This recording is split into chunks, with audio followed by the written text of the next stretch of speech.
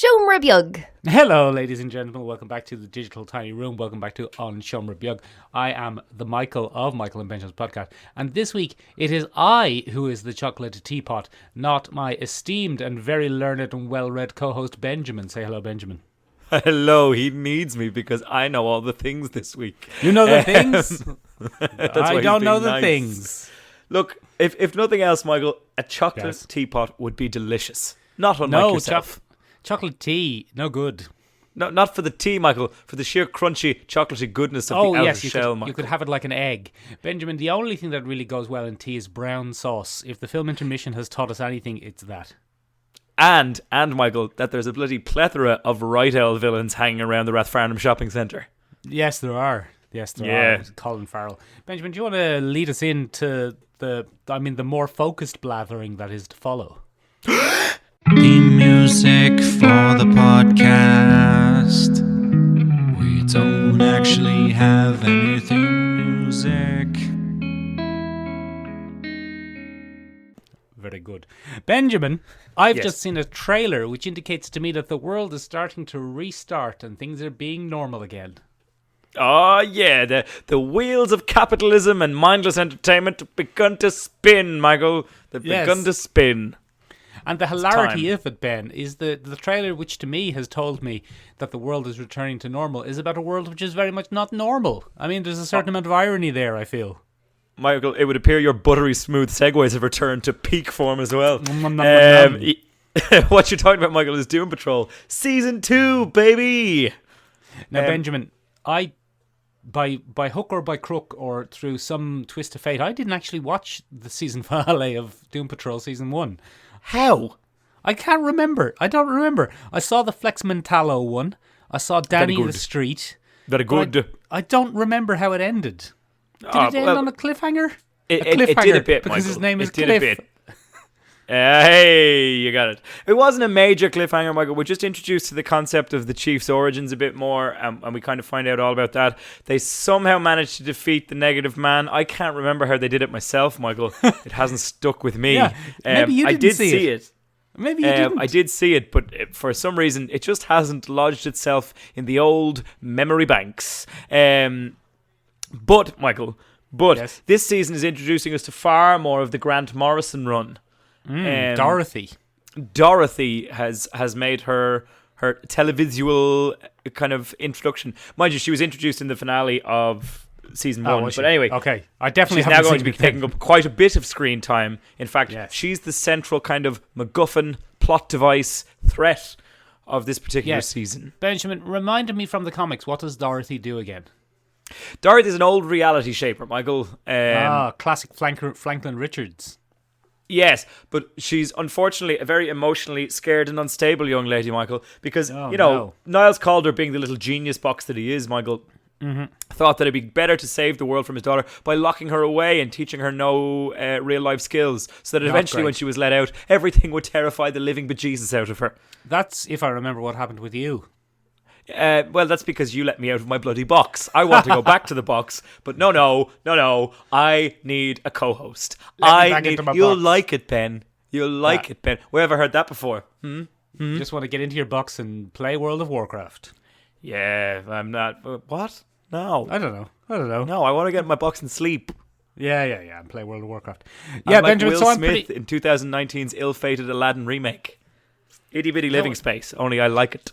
Was that ill-fated? I think that was both critically and commercially well received. Oh, it made an absolute fortune, Michael. I just watched it on Saturday. It's very good. Yeah, I kind of liked it, to be honest. It was very enjoyable, Michael. Much better than 2019's ill-fated Lion King. Yeah, well, in the Lion King, it doesn't make any sense, does it? Because they don't have buttholes. Nope. They got rid of the buttholes.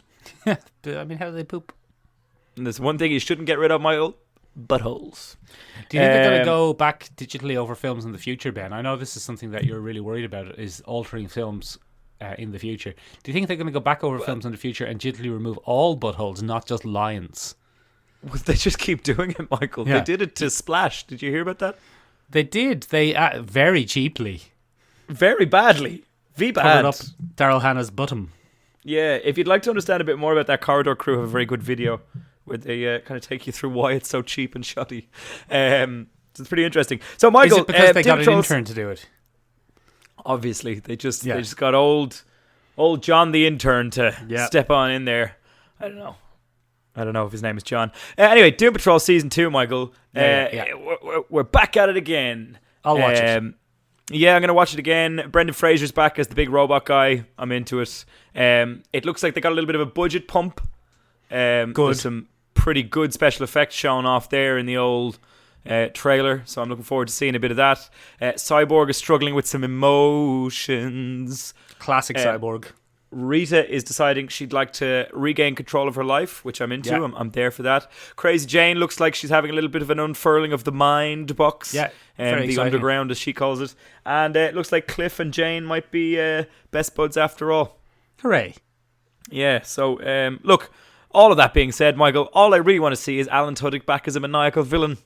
I don't know if he will be back, Ben, because I haven't seen the previous season's finale, so I don't know how he's defeated. I think they're going to have to make a devil's bargain, Michael. I'm calling it here and now, Michael. There will be a devil's bargain episode, by which I mean they will have to go back to someone that they had previously put in a box and get their help. Dorothy, like you mean. did when you unleashed me from my box and made a deal for a podcast. I see what you're saying. Yes. I do, I get you. Benjamin, Yes. there is, of course, also sad news in the world. Yeah, it's a bit grim, Michael. Yeah, legendary star of stage and screen, Ian Holm, have died. It's Ian Holm, ladies and gentlemen.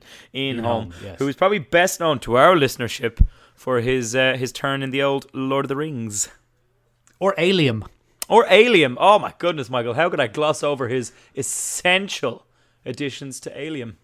He was in Alien, remember? Yes, a very big part of Alien. He was very well, good. no. Yeah, not and very- it was a pretty important role. He was the squirty milk guy. Squirty milk. Yeah. Breakfast of And Champions. He was also Bilbo Baggins in The Lord of the Rings. He is. Were you laughing at my joke or Bilbo Baggins? Yeah, no, your joke. Oh, excellent. I know it's rare. What yeah. a win. I quite enjoyed But then, I mean, good news, I suppose, is that he didn't die of Parkinson's. Or, sorry, Yeah. he didn't die of COVID. I mean, sorry. He didn't die of COVID. So, I mean, it's still tragic, obviously. And probably It's still something very we shouldn't sad, be but joking about, so. perhaps a more fitting death than COVID would have been. Yeah, well, I don't know. Parkinson's is not a great thing either, is it? No. Let's try and get rid of them all. That would be ideal. Oh. Okay. Not the actors. All right. Diseases. I completely misread that, Michael, and Yeah, I thought you had launched a brand new manifesto against the entertainment industry, not unlike Stalinesque Russia. I would have been Yeah. Let's get rid of them. That's an interesting turn for a podcast that primarily uses entertainment and popular culture as its focus. I feel we've handled that very sensitively, so let's move on from that. Michael, the DC animated universe, it just keeps churning them out, baby. And Go on. There's a new one coming out, and it's going to be Deathstroke. And Go it's on. got a weird name, Michael. It's called Knights and Dragons. Okay. Deathstroke, Knights and Dragons. And what I thought they were trying to do, Michael, is I thought they were trying to pull a little meta Dungeons and Dragons meets DC thing. Right. Where Deathstroke gets transported into a Dungeons and Dragons world. Then I watched the trailer, Michael, and it turns out that Deathstroke has a pretty popular comic book among Deathstroke fans, a graphic novel that was adapted called Knights and Dragons. And the premise of it is, Michael, that, as you know, Deathstroke, otherwise known as Slade, Yeah. Slade Wilson. which is a complete and utter, which was later completely ripped off by Wade Wilson. Ben, also sometimes known as Deadpool. the Terminator. Also sometimes known He's as had a lot Terminator. of names. He's had a lot of names. Deathstroke the Terminator. There's a lot of names going on. Anyway, the crux of it is, Michael, he's probably one of DC's most lethal assassins. He's a big, genetically modified super soldier type guy. Yeah. What if Captain America was a real dickbag with a blade fetish? Yeah, he had swords. He's big into swords, and more importantly, Michael, it's usually a bloody medieval broadsword kind of gig. Is it? Is it not usually a katana? No, it's a big old broadsword. And the reasoning for that was given to us in one of the Deathstroke comics, I can't remember, but basically he says his sensei, or his evil sensei, tells him, look, you're never going to be a great assassin because you can't really blend in. You're a big, massive brick shithouse of a fella. So you may as well terrify people with your sheer size and frame. So carry a big fuck-off sword as opposed to a slim assassin's weapon. And first of all, Deathstroke has a little cry because he's very sensitive about his figure. And then he says, yeah, all right, that's fair enough. Good advice. Yeah, cool. My favourite Deathstroke, Ben, was Manu Bennett. Manu Bennett, famously, who reported a really shocking thing that happened to Stephen Amell this week, sent on to us by a good friend of the podcast, Shane. Yeah. And some lady, Michael, yes. took a number 2 on Stephen Amell's roof. Yeah. And Manu Bennett had a hilarious tweet about it where he asked people to caption it as if it was an Arrow villain. Yeah, it's the new Arrow villain, the roof shitter. Yeah, and I believe he crowned the Flush as the name of the new villain. Anyway, sorry, back to Deathstroke, Knights and Dragons. The crux of that title, Michael, and I've used crux twice now in one little breakdown, or the meaning behind that is Deathstroke's son is bloody kidnapped. Oh. And they're bloody holding him to account. The Hive, which is a famous villainous kind of thing, I suppose, akin to Hydra in the Marvel Universe. Yeah. They want Deathstroke to be one of their main enforcers, and they're like, hey, you can join up or we'll gut your son. Not great. And that introduces us, Michael, to the tagline of this little ditty: never give a mercenary a reason to work for free. Dun, dun, dun, dun, dun. Yeah. Yeah? Because that's what happens in the film Taken with Liam Neeson. Yes. He has a very specific set of skills, and he will find you and he will kill you. And I would like to see Liam Neeson play an old Deathstroke. Oh, amen. Sold. But with an Irish accent. 10 out of 10 would watch Northern Irish Deathstroke. Yeah. That'd be good. Slade is pretty close. Yeah, there could be a Slade up north somewhere. We don't know. Yeah. We don't know. We don't know anything about their culture. We know nothing about their culture, Michael. We're just lowly southern boys that know nothing about the north. But, so, Benjamin, why is it called Knights and Dragons? You haven't got to that. I haven't gotten to that yet. I feel you're padding. I'm always padding.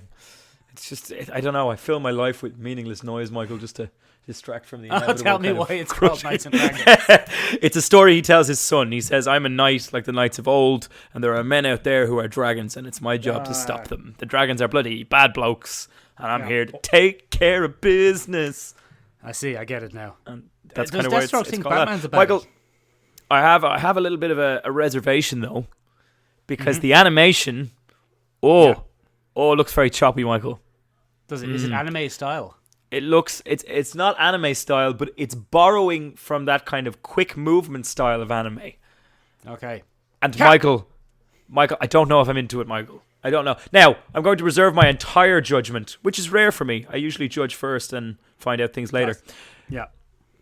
But in this case, I'm going to reserve my judgment until I've seen the film. Deathstroke is a character that has oddly grown on me over the years. I'm quite fond of Deathstroke. I enjoy when he's an excellent anti-hero these days.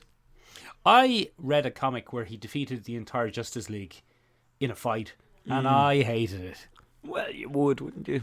I hated it. There was a whole thing about, like, he knew the Flash would be there, so he put bombs in specific spots so that the Flash would run himself onto his sword. And, do bombs bother the Flash, really? Yeah. You can vibrate his molecules, Michael. The Flash? Yes, I don't think bombs can. Yeah. I mean, we can all vibrate our molecules, Belle. We've been in isolation for 3 months. Hey, ladies and gentlemen, how do you enjoy vibrating your molecules? No, don't tell us that. Don't tweet us that. That's not the Twitter following we're into. Benjamin. Yes. Films are coming back too. They are. The first film to come back, it looks like it will be Christopher Nolan's Tenet. Tenet on July something or other. Yeah, which I presume will be released, Ben, but then will be unreleased, and then will be released again in a slightly different format. That's a little joke about the time-travelling nature of the film.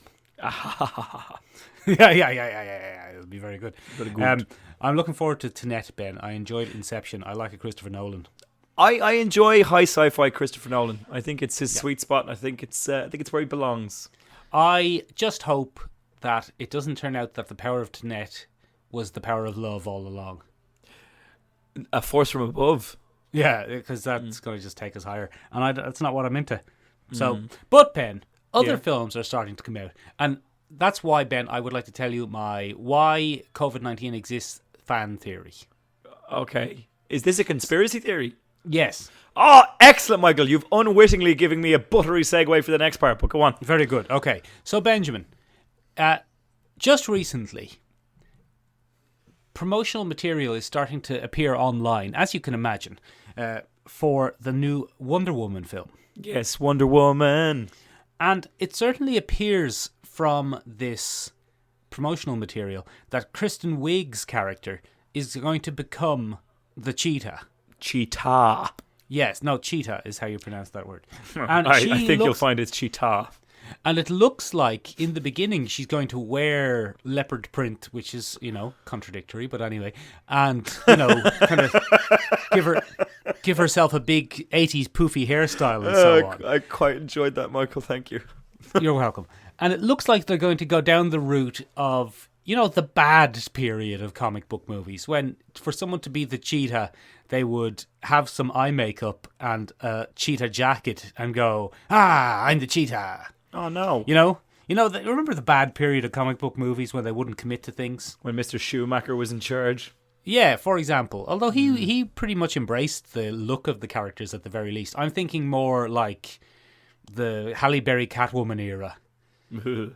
Where, yeah. So anyway, Ben, promotional material seems to be coming out where it seems to imply that she's not going to do that, or that will just be a transitional stage. And in fact, she will fully become the cheetah, the half woman, half cheetah character. Now, Ben, what I think is, while doing that, they realised our problem here is that it's going to be very, very difficult to make this character not just look like the film Cats. Yes, Cats has spoiled cat-like things from many, many people. Yes, and I mean, if you look at the character, she looks, for all intents and purposes, like the characters from Cats. Yeah. Yeah. Now, unlike, say, some of the characters from Cats, she doesn't have a high-heeled shoe or a watch that they forgot to CG out. But or a fur coat to be put on top of her fur. Yeah, she might do that. But anyway, my reckoning for the whole COVID-19 thing is DC conspired in that to cause COVID-19 so they would have more time before the release of Wonder Woman, so that either A, people would forget about the film Cats, which seems impossible because jellicle cats are jellicle cats, Ben, if you remember. Or B, to give them more time to work on the CG, so at least if it's going to look like cats, it'll be slightly better. I mean, that makes perfect sense to me, Michael. It would also explain why Gal Gadot released a bloody terrible version of Imagine with all her famous pals to try and distract us all. To put people off going to see Wonder Woman. Yeah. No, to try and distract us all so that they have more time to work on the CG. Yeah. Yeah, that makes sense. Michael, it's interesting that you're bringing up the old conspiracy theories because yes. I watched a movie all about that, Michael, this very yesterday. Yes. So, Michael, if you and I were not born in the lovely Emerald Isle and we were born over in Datamedica, yeah, we'd probably be lunatics. It is more than likely that we'd firstly be lunatics, but secondly, we'd be probably branded a pair of elitist soy boy cooks. I don't know. I reckon that if I was born in America, this room that I'm in would be full of guns rather than toys.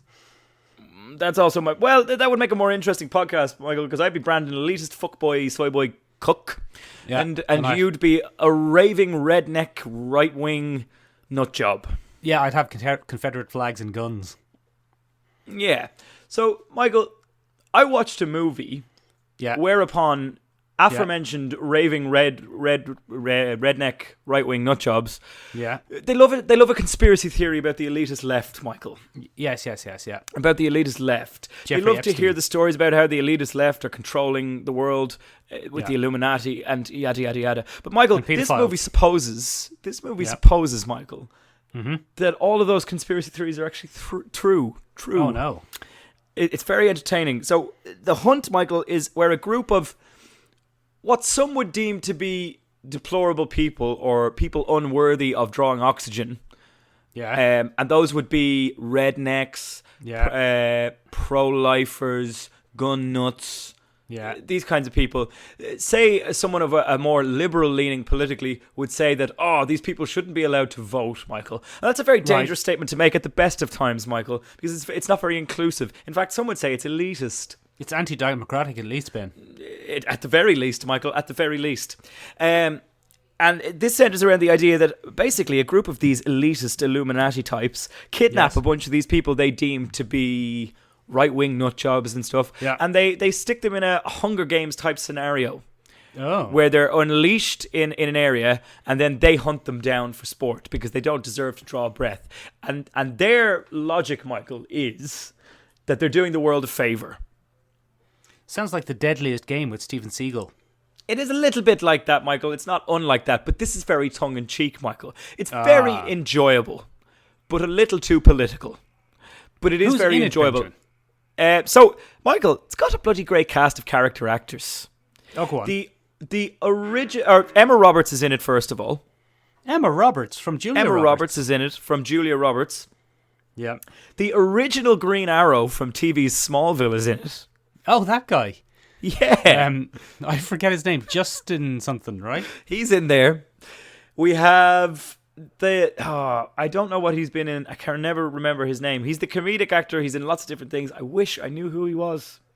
I don't. If you saw him, you'd know him. But I can't remember his name. I'll look it up before we finish with this. And then Michael, the cherry on top of. Dennis Reynolds from It's Always Sunny in Philadelphia is in there as well.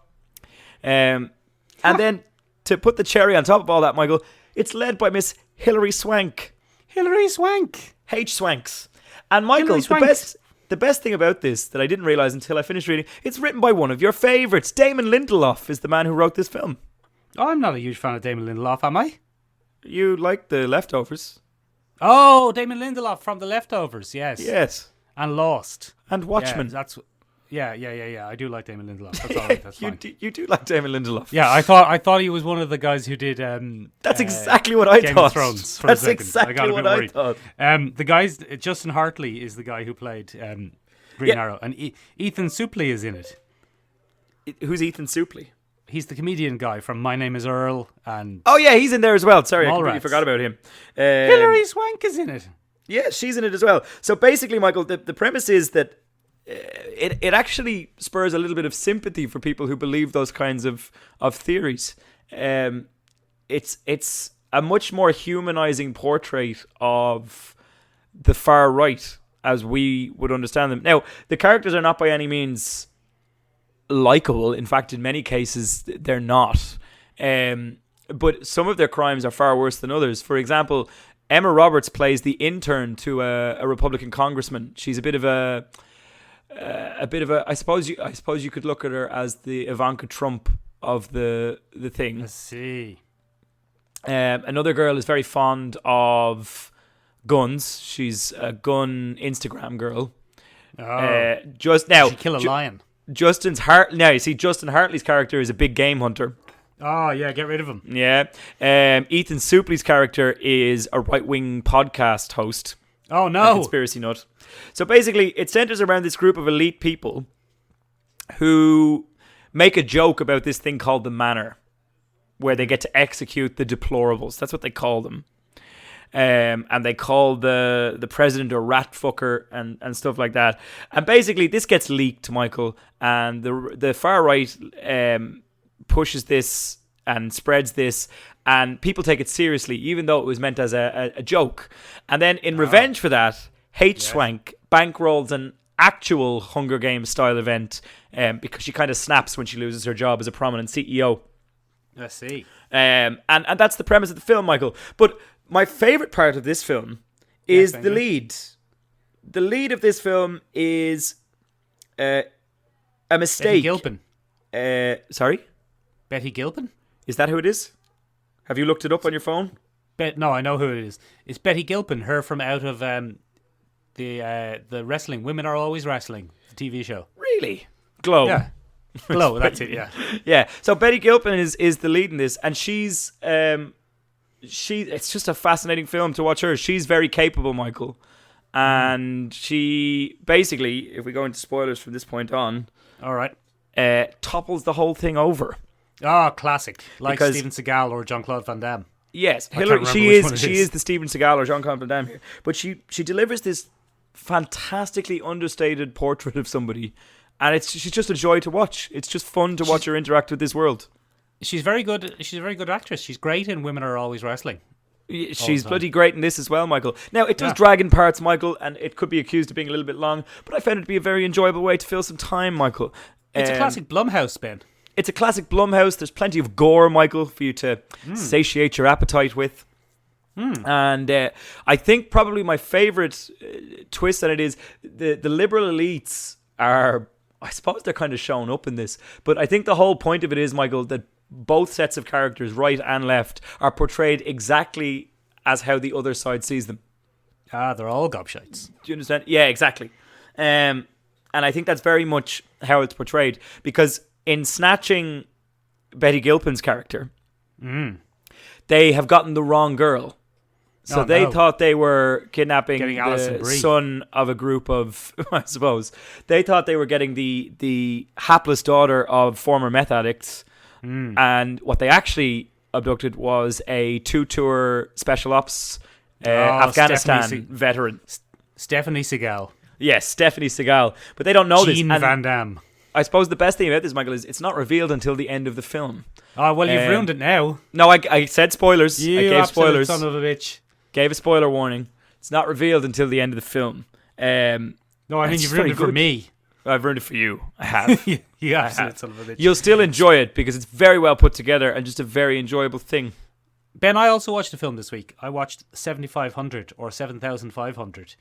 It's 600 minutes. You watch Rent. No, it's 7500. It's a my girlfriend's favorite person, Joseph Gordon-Levitt. He's on an airplane and he's the pilot, and there is a terrorist attack. Oh no! And it's kind of a one-scene play, kind of in a film, but about a terrorist attack on a cockpit. It's quite tense and exciting. Is it decent? It's quite good. Yeah, it's very well acted. It's a one-scene play, basically, Ben, as a film. It's good. It's well acted. It's tense and unpleasant. Jay Levitz. Yeah. Poor old Jay Levitz. Joseph Gordon-Levitt. Poor He's very guy. small. Yeah. He's a small man, Michael. You would probably snap him like a twig. I wouldn't, because he seems nice. He's always doing a song with what's her name, Zooey Deschanel. Yeah. They seem nice. Should he cross you though, Michael? You could probably snap him like a twig. Oh yeah, but I won't. He seems nice. Michael, anyway, Ben, what are we talking about? Go on, you lead us in there. You're Mr. Buttery Segue. Benjamin. Yeah. Last week, both you and our good friend, well, my good friend and your arch nemesis Shane, yes, independently said to me, I read bloody Artemis Fowl when I was a younger man. Yeah. Now, when you read it, you were a boy. When Shane read it, he was a layabout college student. Yes. Who fancied some easy reading. But both of you said it's quite good. And I said, I'm an adult man. I can read books. Yes. I'm going to read all 7 of the Artemis Fowl books before the time of the next podcast. Ben, hoist by my own petard was I. A victim of my own hubris. I mean, it's a Shakespearean level tragedy. I nearly finished the first one. I have reread the first one also for this episode, Michael. Okay. Well, Michael, let me ask you this. What do you think? Well, Benjamin, they are kids' books. They are. Or they are young adult books. Kids. I mean, from the very opening scenes, it's they are an easy read. They are a simplistic book. There's no great surprises going on in it. No, I have not read the Harry Potter books, Ben, from which to compare. And obviously, as contemporaries dealing with the same kind of worlds, not the same world, but the same kind of world, boys thrust into magical worlds. That is a fair, I feel, comparison to make. But I'll tell you what, though. Here's the thing. Artemis Fowl is an obnoxious little prick. Yeah. And you'd want to wring his neck. But, and this is the hard thing that it was for me to get my head around, having seen the film first, that is the point. Yeah. You're like, oh, this guy's a bit shifty, isn't he? He's very unpleasant. And he's 12. Oh, I'd love to kick him in the head. Yeah. Because he's the baddie. That's the whole point, Michael. He's a villain. Yeah, he's the baddie. Yeah, you're on the baddie's point of view. And that's exactly what's going on throughout this entire film. Well, not entirely on the baddie's point of view. There is the whole Holly Short thing and Commander Root. beetroot. But I quite enjoyed it as well. Yeah, he's got a big beetrooty head. Yeah, so I mean, he's the baddie, and having now read most of one book, I feel I'm in an expert position to comment on the film. Yeah. That film is even worse. I know. Read the book. It wounds your soul. Than it is just existing. There are loads of things about the film that now make sense because I can kind of imagine what was originally filmed. Like, Ben, when in the movie young Artemis sees the thing on television and drops his milk and says, "Not my dad," I reckon that was initially a reaction to the Russians blowing up the ship and him thinking his dad was dead. Yes. Not a bloody narrator telling us his dad was a criminal all along. Because he knows his dad was a criminal. Yep. But his dad wasn't a fairy magic criminal. Oh, yeah. Also, Ben, if you think back to the film, and if you think to, for some reason, the things that they have alleged his father to have stolen, I reckon they originally filmed that he stole them. Because think about it, Ben. The Book of Kells. Yes. An ancient Irish book. Yes. The Rosetta Stone. Yes. A stone which was used in translating languages. Yes. I mean, it was clear that he was supposed to have stolen those things so he could learn the fairy language. Yeah. Makes perfect sense. It makes total sense. What have they done? It's like, Ben, I liken it, and I can't believe I'm talking about this goddamn film again for the second week in a row. I know, sorry, but I buddy. would liken it to if they had filmed Harry Potter and the Philosopher's Stone, and at some stage, someone in Warner Brothers has come along and said, yeah, listen, guys, listen. We really like what you've done with this movie about this British kid, but what do you think about making him not a wizard? Could we pull that off? Could we make it not a wizard? Could we use the footage we already have and make this kid not a wizard? We just don't think our audience are going to go for it.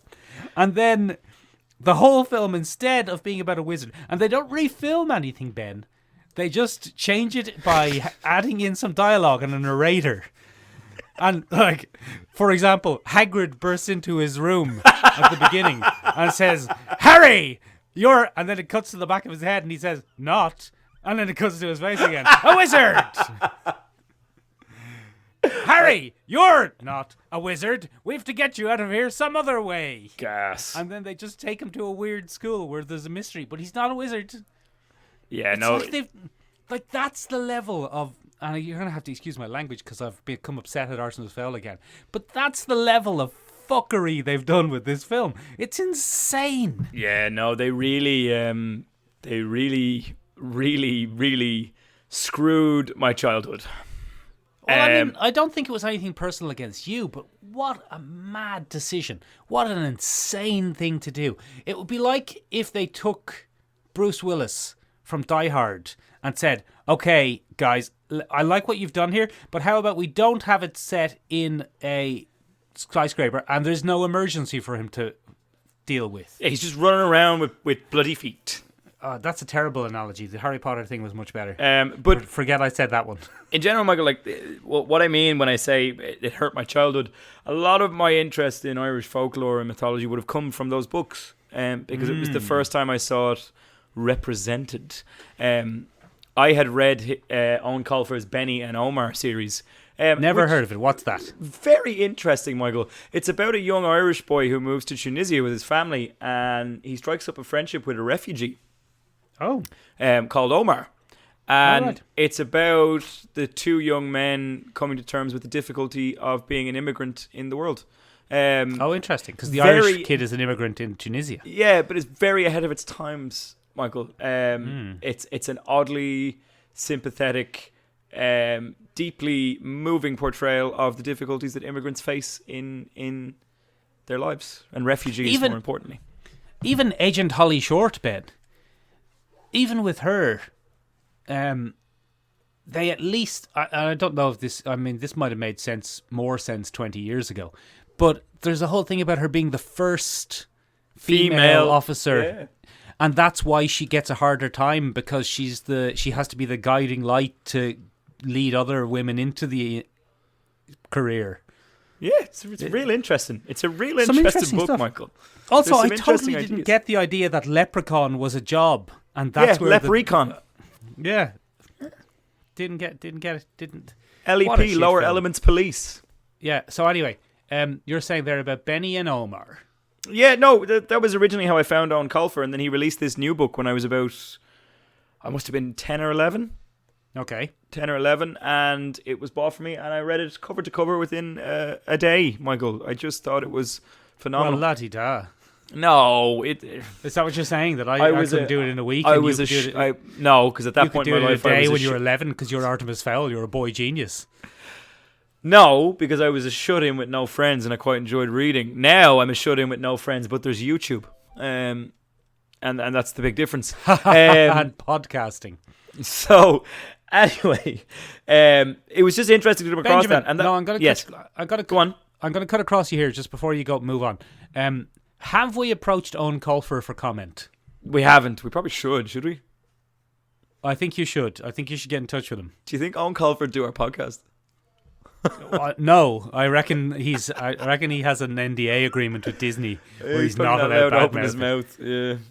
Oh, that's a shame. I reckon he can't say anything about it. But at least, Ben, if you mail him and he says he doesn't answer it, we can say we approached Owen Colfer for comment and he declined. Okay, I'll do that. I will genuinely do that. Excellent. I actually met Owen Colfer when I was much younger. I went to one of the book signings. So he'll definitely remember me. He'll remember you. Yeah, he'll definitely remember me. He'll renege on his multi-million-dollar agreement. I think one of the interesting things, Michael, about the difference between the book and the movie, apart from the book being good and the movie not being, is the level of alarm that Artemis Fowl causes in the fairy world is huge in the books. You finally understand, first of all, his relationship with Butler on a much deeper level. You get to understand how clever he is because you actually see all the hard work he has to put into this. Yeah. And there's a time I wasn't that impressed by his deciphering of the fairy book, to be honest. No, it was a program on his computer. But yeah, the years of searching and tracking down leads and, that kind of thing was very interesting to me. Juliet is not a strange, shoved-in character. She has a lot more development as we go along in this one. I find that, it's a much more... Look, as you said, it's a children's book, so the descriptions of the characters on occasion border on caricature, but that's a kid's book, and that's the whole point. One of the interesting things I found is the characterization they give to Butler. For example, when Juliet confronts Artemis in the book, she says, fairies aren't real, Artemis. You big dumbass. And Artemis looks at Butler going, did he not fill you in? And then you can see that Butler has been struggling with his masculinity and trying to tell his little sister that fairies are real because she'd call him a dope. And it's just... But he did meet one, Ben. He did meet one, but it's a really interesting kind of thing. It's a really... I find the depth that the book goes to. And obviously you're never going to get the same depth from book to movie. It doesn't happen that way. But I just found it interesting. It's a much more coherent story. They pulled off Harry Potter and the Philosopher's Stone, and I know I keep going back to Harry Potter, and I know the Artemis Fowl fans will be going, they'll be crying foul, Ben, and saying it's not Harry Potter. I see what you did. If you can do Harry Potter, you could do that. It's mostly set in a house, especially with that Disney money, bro. Yeah, I mean, this is totally a case of spinelessness. Mm-hmm. Somewhere along the line, someone said this won't sell. Or they looked at Ferdia's show and went, oh, you can't carry off any kind of charisma. Get rid of him. Well, there might have been that, but I found him very annoying in the couple of minutes he was in the film, and I find the character of Artemis Fowl very annoying, so I think it might have worked. I mean, it's impossible to de-age Alan Rickman to that age. But what if you could, though? Oh, what a movie. Well, he would also be inexplicably not Irish, but look, it's still... What a movie. What a movie that would have been. Anyway, Benjamin. Yes. That leads us into a discussion about this week's topic. Which is... Yeah. No, not Irishmen Sa Spas 6. It's 5. What is it? 5, 6, I think 10? it's 5. I think it's 5. I'll have to check. Otherwise known as our bread and butter. You spin your wheels, I'll check. So I think the starting point we wanted to take a look at was kind of Irish fairies and their representation on screen, because we don't get to see them a lot. They pop up now and then, and I think we've covered this a little bit, but there are some pretty interesting things. One of the dimensions that the book brings is they make it very clear that different fairies are similar, I suppose, to different ethnicities here on planet Earth. In the real world. The real world, yeah. You have gnomes, you have pixies, you have centaurs, you have, all the different types of things, and they're very clearly distinguished as... So sometimes on the racial profiling end of things, for example, all goblins are apparently inherently bad. Yeah. They're thieves and chancers and rogues, the lot of them. Yeah. All dwarves are kleptomaniacs. Yeah. Well, that, it's possible. Makes sense. That is a common... I mean, dwarves aren't an Irish thing anyway. No. Nor are goblins. Nor are goblins. So, no. I mean, but dwarves are generally in mythology considered hoarders, aren't they? Yeah. They like a mine filled with stuff. And they go mad from the gold. They go gold mad. Yeah. Gold mad. You got your trolls, you got this, you got your that. So I decided to take a look at some of where that comes from. But basically, Michael, the whole pact and treaty represented in Artemis Fowl, where the mud people stay up above and the people stay down below, that's very much in Irish mythology. Well, you tell us where that originates from. Yeah, so fairies themselves are not... They're the newer end of our mythology, Michael. Originally, we had a very important sect of people here called the Tuatha Danann. What the hell and does the that mean? The Tuatha Danann, the people of the... It roughly translates as the people of the light. Give or take a couple of strange translations and ancient language kerfuffles. Those are also not the oldest part of our thing. Our mythology, Michael, is based on something called the Book of Invasions. Have you ever heard of the Book of Invasions? Let's pretend I haven't. Let's pretend you haven't. Okay, fair enough. The Book of Invasions charts the 4 great races of Ireland. If you want to look at it that way. This is getting a bit much. That got a bit Aryan. Sorry. Yeah. Please don't say the whites as the first one, because you're going to get cancelled. Sorry, I'll rephrase that. I'll go back and rephrase it. What I mean to say by that is the 4 founding races of Ireland. And I still think it's in your best interest Michael, not to say the whites. Yeah? I still think it's in your best interest not to say the whites. Yeah, I won't say the whites. I'll probably stay away from that phrase. Yeah, I've managed to avoid it thus far on the podcast. And I'll probably continue to do that. So, good. The original pack of lads that were here, Michael, were called Fear Bullock. Oh, the Bagmen. The Bagmen. Yeah, it's not great. And they were our original kind of race. No, sorry. I've made a mistake. I've read my notes wrong. Good. Damn it. Good. Damn it. Start again. Let me start again. Okay, I'm not editing it out, though. Because our listeners love mistakes. You leave my failures in, please. I will. Okay. Now, the first people here were Fomorians. Okay. Oh. Now, the Fomorians were monstrous people. Okay. And what we mean by that is they were more closely aligned to giants and things like that you'd find in Norse mythology. Okay. Big fellas. Okay. And what follows subsequently from that is we have a bunch of visitors. Invaders, if you will. Because, it's called the Book of Invasions, and I've just knocked my notes off. Give me a second. Ben, isn't the history of Ireland as a country, both real and mythological, essentially the story of waves of invasions? That's all it ever is, Michael. We have been trapped in an endless cycle of invasions from day one to now. So then, before people could remember the start of invasions, they went ahead and imagined there must have been other invasions before that. Well, look, lads, there's no way this hasn't happened before. There's no way this hasn't happened before. At least 4 times. Yeah, no, it happens all the time. We just Right, can't so get the away big- from it. There's the big giant fellas. So Some of they're- those survived down in Kerry, I believe. Yeah, they're the original lads. And then the first people to come are the Caesar, Okay. or the Caesar, whichever you prefer.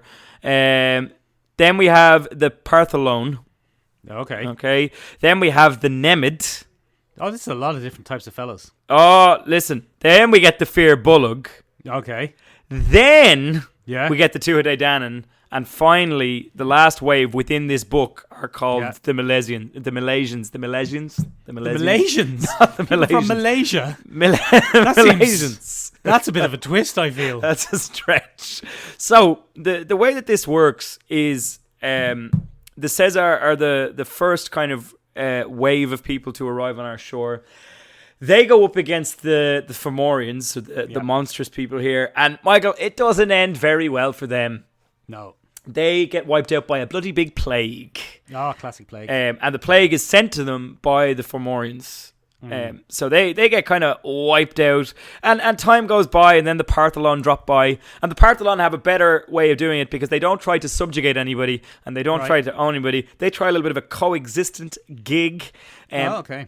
Very But modern. then what happens there is somebody messes up. I think somebody sleeps with somebody's daughter. Classic. And the Fomorians Probably say... you. Probably me. It's probably me. I was probably told under my great grandfather was told in no uncertain terms, keep your dick in your pants. And wouldn't you know it, Michael? He didn't. And thank God he didn't, because without him, I wouldn't be here. Which would probably make a better podcast for you, Michael. You'd certainly have less lawsuits. Fewer. Less cancelling. Fewer. I always get that wrong.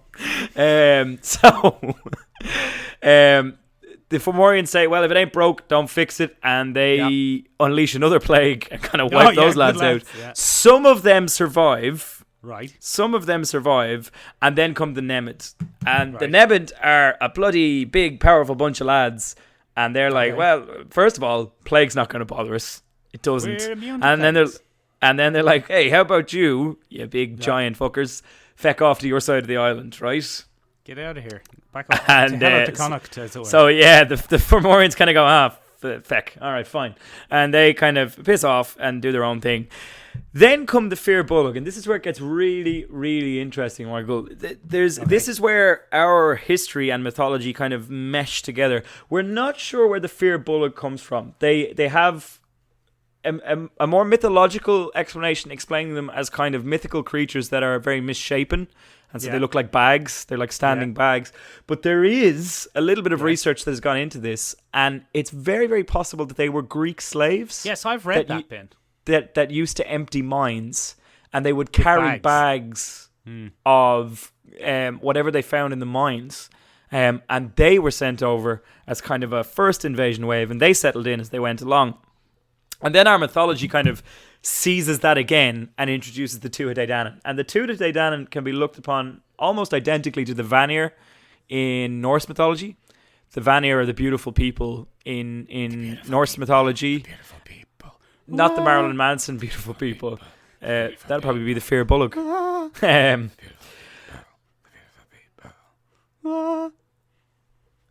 Welcome back to the Marilyn Manson podcast, ladies and gentlemen. We talk about all things Marilyn Manson. He was bloody odd. It turns out he didn't have those ribs removed. The end. No, he's normal now. He's a nice normal bloke now. Often does cameos and things. It's quite entertaining. So, Michael, that brings us into the Tuatha Danann. And the Tuatha Danann are highly powerful beings. But it'd be very important to note, Michael, that they're not bloody gods. No.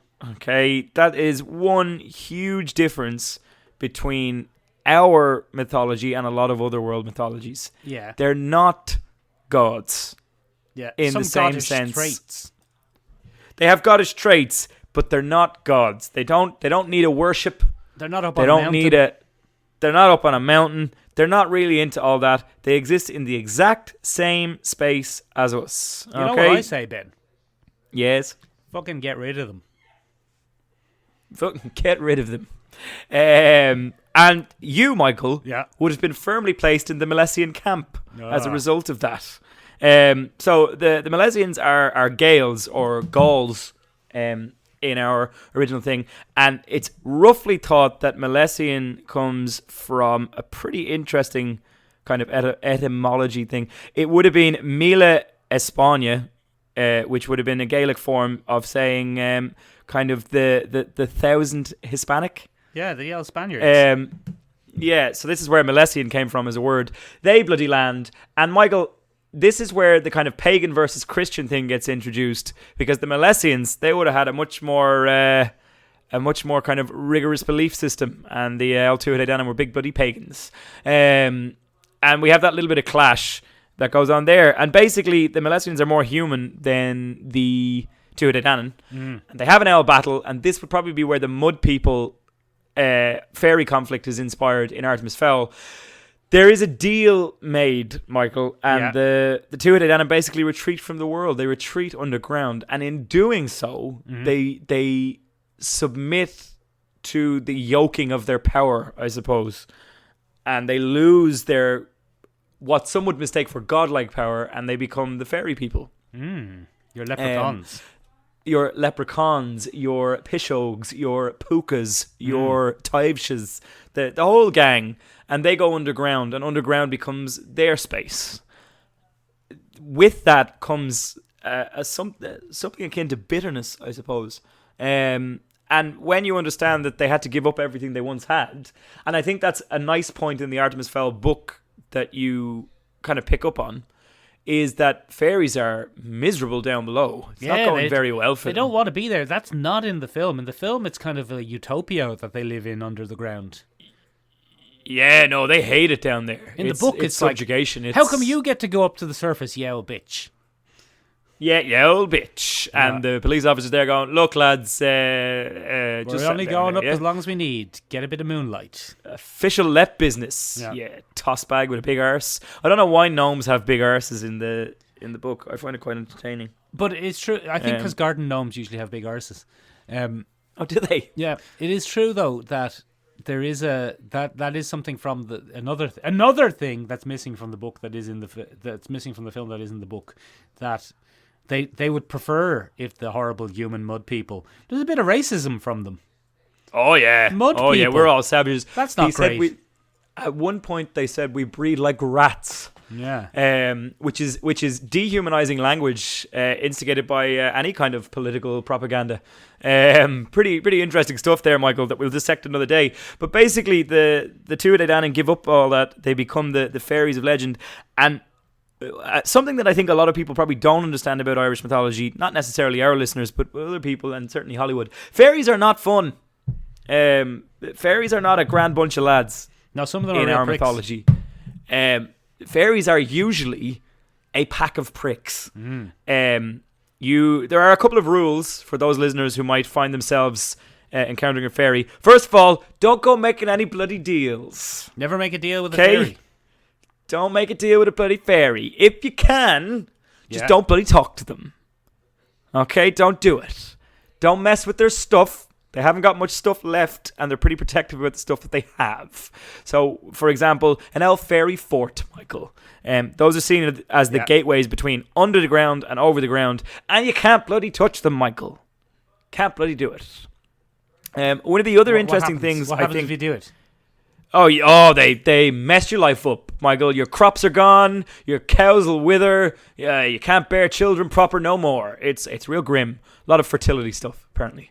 But yeah, they'll muck your stuff up pretty hard. They'll muss you up. They're also big into indentured servitude of humans. There are a lot of stories where, right, I'll do this for you, but if you fuck it up, you're going to be my servant. And of course, the human goes, well, I just won't fuck it up, so. And then inevitably they fuck it up and they become a bloody servant to a little person. It's pretty interesting. The other things that you shouldn't be doing, Michael, the other things you shouldn't be doing is bloody check your babies. Check your babies. Because, Michael, if you have an old pup of a baby that doesn't stop its crying, that doesn't stop its moaning, well, you know what's bloody happened, Michael. The fairy folk have come along and swapped your baby out with a changeling. The dicks. And there's a couple of reasons for this, Michael, but the primary one is that fairies can't reproduce anymore.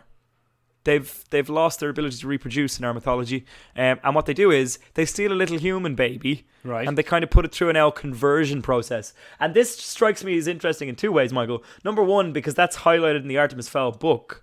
Fairies can only have one child at a time, or one child every 20 years, I think, which seems arbitrary and strangely specifically biologically. But look, maybe there's an animal that can only do that. I don't know. No, maybe there isn't. But also it reminds me of The Witcher, and this idea of a conversion process of being turned into a fairy. So a lot, because Witchers go through a lot of that in that one. So there's a lot of interesting things in our mythology, Michael, that I think are meriting of more investigation. There's a big history of monster versus human and things like that. We don't really get a look in. Are there any films, Ben, that you feel represent this kind of hidden trickery, slightly malicious side of fairies well? Darby O'Gill and the Little People is that seminal Disney classic. That's where I was going. I can't believe you actually said it. I mean, it is. There's a lot of cod Irishness in Darby O'Gill and the Little People. Paddywhackery galore. It's paddywhackery up the wazoo. But having said all of that, it is a pretty good representation of Irish mythology, I feel. Yeah, I mean, it's really weird. There's lots of trickery and cheating and deals and stuff going on. Like, yeah, I haven't seen it in a long time, Ben. But don't they trap him because his horse is a fairy shapeshifter? Yeah, and leads him off to the mountain where the leprechauns live, if I remember correctly. It's a puka, is it? What's a puka? Yeah. A puka is a shape-shifting kind of demon fairy creature. It takes 3 different forms. You can have it as a big bloody black horse, a big bloody black dog, or a big bloody black goat. Okay, I'll tell you what we're going to do, Ben, and we probably should have done it for this episode, but we're pretty much out of time now. We're going to watch Darby O'Gill and the Little People and see if the relative accuracy of the folklore side of it makes up for what is probably quite racist depictions of Irish people. Oh, let's do it. I'm so into that. Yes. Probably should have done it for this episode, but we'll do it for the next one. We'll do it for the next one. We're doing a 2-parter then, and we go even more in depth. Let's do a 2-parter, Ben. We will watch Darby O'Gill and the Little People, and we will watch the other depiction of Irish folklore, Leprechaun. Did we watch it? Have we watched Leprechaun for this podcast before? I know I watched Leprechaun in Space.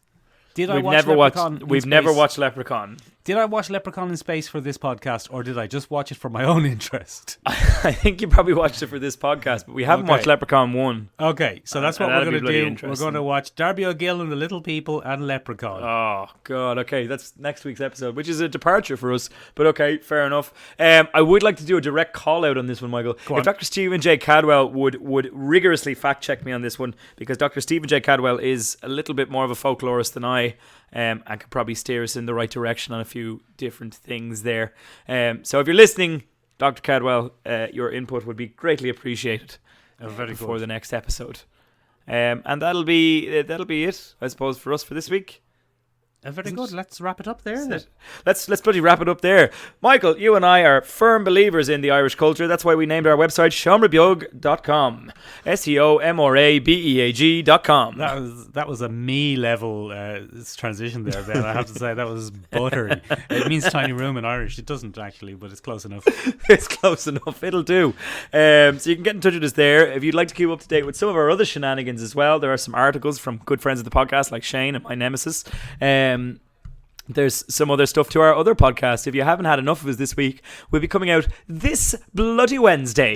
With a brand new collecting issues all about the Ice Cream Man from Image Comics. Big spooky entity called the Ice Cream Man from Image Comics. Following that, ladies and gentlemen, if you don't like the old formal fuddy-duddy 90s website style contact options, you can get in touch with us on the very millennial Gen Z gram. I don't think the Gen Zers are really on Instagram, Ben, to be honest. Yeah, you can get in touch with us if you're a millennial then on the gram. We're not on TikTok yet for the Gen Zers, but maybe one day. when we've sold out all our dignity and By the given up. time we're on it, Ben, the Gen Zers won't be on it anymore. That's probably true as well, isn't it? Anyway, ladies and gentlemen, we hope you enjoyed this week's episode. If there's anything you'd like to see covered in our podcast, get in touch with us in the two aforementioned places. Also, if you've made it to the end of the podcast, give us an L review on Apple Podcasts. Do, yeah. We'd really, really appreciate it. Do, bloody good. Get in touch with us there. Or, sorry, give us a review there. Give us an L follow on the Spotify, and share us with your friends on your Instagram stories if you enjoyed the episode, or if you know anyone that might enjoy the episode, please do that. We should probably start doing that announcement in the middle. I doubt many people get to the end of these episodes, do they? Yeah, we can do it at the start, but then people turn off when you're blathering. Let's do it in the middle. Get to the content. Let's do it in the middle. Give out All right, Darby O'Gill. How would you prefer us to give you our shilling? How would you prefer that? Let us know down below. All right, ladies and gentlemen, that's it for this week. Bye-bye. Top of the morning.